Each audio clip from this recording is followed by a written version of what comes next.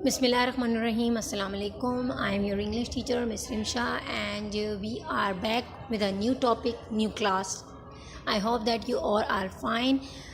So students, this is the last topic of Unit 2, grammar part. Two parts we are already done with. One was singular, plural, and the second was gender nouns. So today the last topic, which is on page number 14 in your books, it's about sentence structure. I think that in Unit 1 we have done that, but in this unit it is a part of your chapter, so I have decided to do it separately also, because it is only focusing on the one pattern of sentence structure. पहले आप कर चुके थे, उसमें मैंने आपको तमाम patterns बताए थे, लेकिन इसमें मैं आपको एक स्पेसिफिक पैटर्न के बारे में थोड़ा डिटेल में बताऊंगी, क्योंकि ये आपका बुक का पार्ट भी था और आपको अच्छे से क्लियर भी हो जाएगा. ठीक है. सो ये आपका क्वेश्चन है बुक में पेज नंबर 14 पर. अ सिंपल सेंटेंस में have a subject, a verb and an object. जो एक मोस्ट सिंपल सेंटेंस होता है उसके अंदर हमारे पास कंप्लीट सेंटेंस जो होता है उसमें सबसे पहले हमारे पास सब्जेक्ट यानी कि काम करने वाला डूअर ऑफ अ सेंटेंस आता है, और वर्ब यानी कि काम आता है, और लास्ट जो हमारे पास चीज़ आती है वो ऑब्जेक्ट की आती है, जो कि एक्शन को रिसीव कर रही होती है. जो चीज़ उसे हम ऑब्जेक्ट कहते हैं. ठीक है. या हम ये भी कह सकते हैं on which the work is being done. Subject जो है वो डूअर ऑफ अ सेंटेंस है. ठीक है. और ऑब्जेक्ट जो है on which the work is being done यानी कि ऐसी चीज़ जिस पर काम हो रहा हो. An object is the person और thing that receives the action of the verb. Object कोई चीज़ भी हो सकती है, कोई इंसान भी हो सकता है जो कि वर्ब को यानी कि एक्शन को रिसीव कर रहा है. अब ये डायरेक्ट भी हो ऑब्जेक्ट भी हो सकता है और इनडायरेक्ट भी ऑब्जेक्ट भी हो सकता है, लेकिन यहाँ पर जो है हम पढ़ने जा रहे हैं डायरेक्ट ऑब्जेक्ट के बारे में. अ direct object is an object in a sentence that directly receives the action. Direct object एक ऐसा ऑब्जेक्ट होता है जो कि डायरेक्टली एक्शन को रिसीव कर रहा होता है. ठीक है. यानी कि काम का डायरेक्ट लिंक उस चीज़ या उस बंदे से होता है. स्ट्रक्चर इसको बनाने का ये है कि सबसे पहले आपका सब्जेक्ट आ जाएगा. सब्जेक्ट में आपका कोई भी नाउन या प्रोनाउन आ जाएगा. उसके बाद आपका वर्ब आ जाएगा, जो भी काम है. ठीक है, वो आ जाएगा. और फिर हमारे पास आएगा डायरेक्ट ऑब्जेक्ट हूँ या व्हाट. चीज़ है तो मतलब क्या चीज़ है, और हूँ है यानी कि कोई इंसान है तो कौन है जो कि ऑब्जेक्ट रिसीव जो कि एक्शन रिसीव कर रहा है, being on the place of an object. Read the example below. ज़रा एग्जाम्पल पढ़ लेते हैं. Elephants at the grass.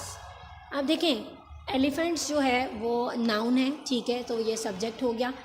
Eight verb है, प्रिडिकेट है. ठीक है, सिंपल प्रिडिकेट में भी हम इसको काउंट करते हैं. द ग्रास, ग्रास जो है, अब देखें डायरेक्ट ऑब्जेक्ट एक्शन कौन रिसीव कर रहा है? ग्रास. किस चीज़ को खाया जा रहा है? ग्रास को खाया जा रहा है. ठीक है, तो एक्शन किसने रिसीव किया? ग्रास ने. इट मीन्स कि ये हमारा ऑब्जेक्ट है. Asim search the internet. Asim noun है, सब्जेक्ट हो गया. सर्च तलाश करना वर्ब है. ठीक है.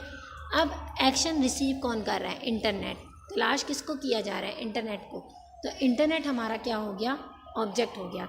He joined the campaign. He joined, joined हमारा वर्ब हो गया. ही क्योंकि प्रोनाउन है तो वो सब्जेक्ट हो गया. As I said noun pronoun subject है.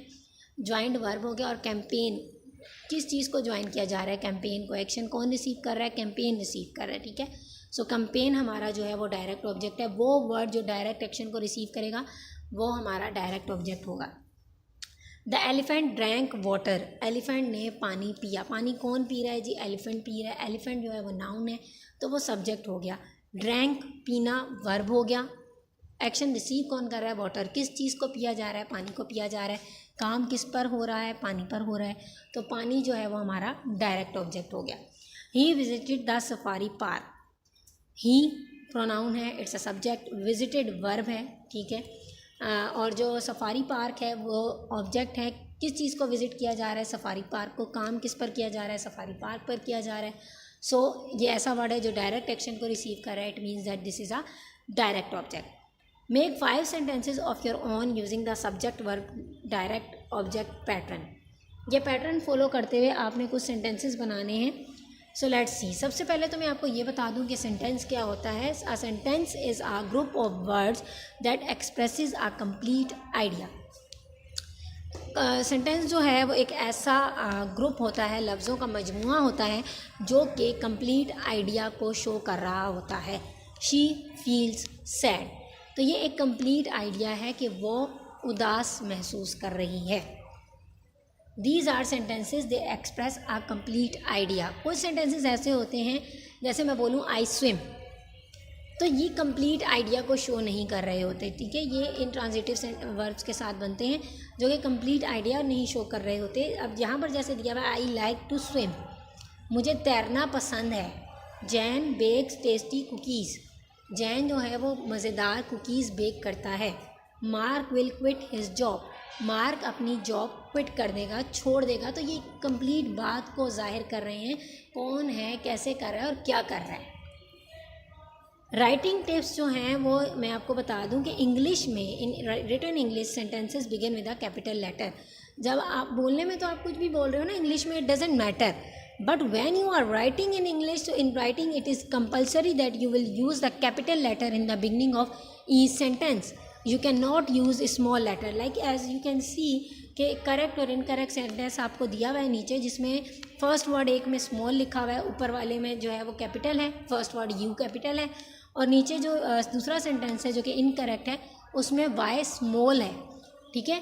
तो इसका मतलब ये हो गया कि जो कैपिटल लेटर हम यूज़ कर रहे हैं वो सेंटेंस हमारा करेक्ट है, और जो स्मॉल लेटर यूज़ कर रहे हैं वो इनकरेक्ट है। A sentence must minimally have a subject and a verb. Sometimes the subject can be omitted if it is understood.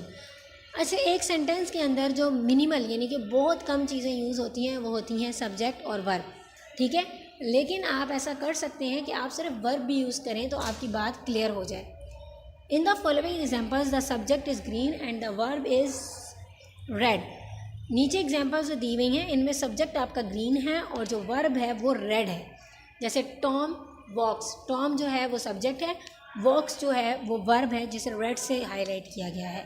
We Matt Susan, we subject है और मैट जो है वो वर्ब है जिसे रेड से मार्क किया गया है, ठीक है। They are washing the dishes, अब दे हमारे पास as a in place of a subject use हो रहा है और आर वॉशिंग जो है it's a complete verb. Lisa will arrive soon, she is nice. There is food on the table, यहाँ पर जितने भी सब्जेक्ट थे वो ग्रीन से मार्क किए गए हैं और जितने भी वर्ब्स हैं वो रेड से मार्क किए गए हैं। लास्ट अगर हम देखें तो वहाँ पर सिर्फ दिया हुआ है लीव। लीव मीन्स के चले जाना, चले जाओ, या इस तरह के वर्ड जो हम यूज़ कर रहे होते हैं। The subject in this sentence was omitted since it is understood to be you leave. As we know that in this sentence we are saying that you leave, so तुम चले जाओ, मतलब तो यही हुआ ना इस बात का। तो अगर हम सिर्फ लीव भी कह रहे हैं तो वो गलत नहीं है। There are other parts of a sentence you can use in addition to a subject and a verb. अब कुछ और चीज़ें जो हम इस में ऐड करके अपने सेंटेंस को, अपनी बात को मुकम्मल कर सकते हैं और क्लियरली दूसरे तक पहुंचा सकते हैं, वो क्या है?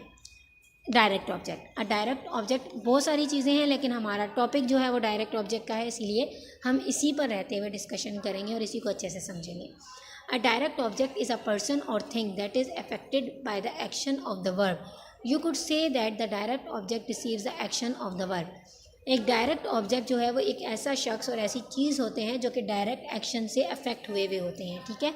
जो काम होता है उससे जो डायरेक्ट अफेक्ट हो रही होती है चीज़, या जो इंसान अफेक्ट हो रहा होता है, वो डायरेक्ट ऑब्जेक्ट कहलाता है।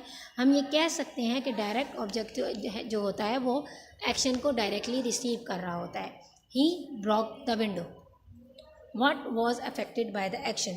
कौन सी चीज़ है जो कि एक्शन से अफेक्ट हुई है? विंडो अफेक्ट हुई है, ब्रोक द विंडो, क्या चीज़ टूटी? विंडो टूटी, तो विंडो अफेक्ट हुई। So the window is the direct object, तो विंडो क्या हुई? Direct object.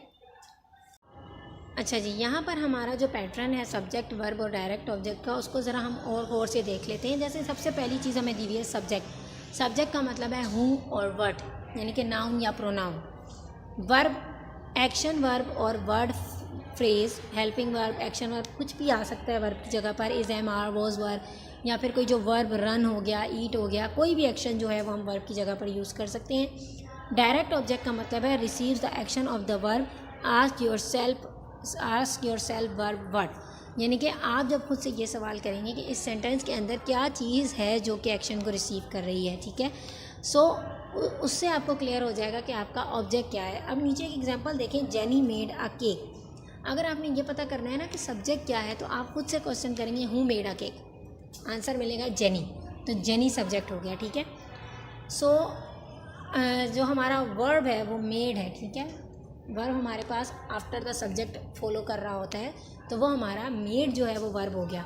अब आप क्वेश्चन करेंगे खुद से व्हाट जेनी मेड, जेनी ने क्या बनाया। सो हमारे पास आंसर आ रहा है जी केक। सो ये हमारा डायरेक्ट ऑब्जेक्ट है, क्योंकि जेनी जो है वो काम कर रही थी, लेकिन काम वो किस चीज़ पर कर रही थी, केक पर कर रही थी। तो एक्शन क्या चीज़ रिसीव कर रही थी जेनी का, केक रिसीव कर रहा था। इसका मतलब केक जो है वो डायरेक्ट ऑब्जेक्ट है। Try these subject verb do examples, direct object examples, label the sentence parts. आपने नीचे दिए हुए 3 सेंटेंसेस को लेबल करना है। इसमें आपने सब्जेक्ट, वर्ब और डायरेक्ट ऑब्जेक्ट को सेपरेटली लेबल करके बताना है कि कौन सी चीज़ क्या है। इसके अलावा क्वेश्चन 2 जो आपका बुक में गिवन है पेज नंबर 14 पर, आपने 5 एग्जांपल्स ढूंढनी है सब्जेक्ट, वर्ब, डायरेक्ट ऑब्जेक्ट की। उन्हें अपनी नोटबुक में लिखना है और बिल्कुल इसी तरीके से नीचे उनको लेबल करके बताना है कि सब्जेक्ट कौन सा है, वर्ब कौन सा है और डायरेक्ट ऑब्जेक्ट कौन सा है। अब ज़रा देख लेते हैं कि कैसे आप करेंगे। आंसर्स हमारे पास ये हैं on your screen. Monkeys eat bananas, तो मंकी हमारा सब्जेक्ट, ईट वर्ब और बनानास डायरेक्ट ऑब्जेक्ट। बिल्कुल इसी तरीके से आप नीचे लेबल कर देंगे। She loves her job, she subject, loves verb और हर जॉब डायरेक्ट ऑब्जेक्ट हो जाएगा। He is eating N orange, he is subject, eating verb and orange direct object हो जाएगा, ठीक है। इसी तरीके से आपने 5 सेंटेंसेस लिखने हैं अपनी कॉपीज़ के अंदर। ये कॉपी में नहीं लिखने, ये this is just for example. Copy में आप 5 सेंटेंसेस लिखेंगे और उनको बिल्कुल इसी तरीके से लेबल करेंगे कि सब्जेक्ट क्या है, वर्ब क्या है और डायरेक्ट ऑब्जेक्ट क्या है। I hope that the concept is clear to you and all things are easier for you now. I will meet you soon inshallah. Allah Hafiz, take care.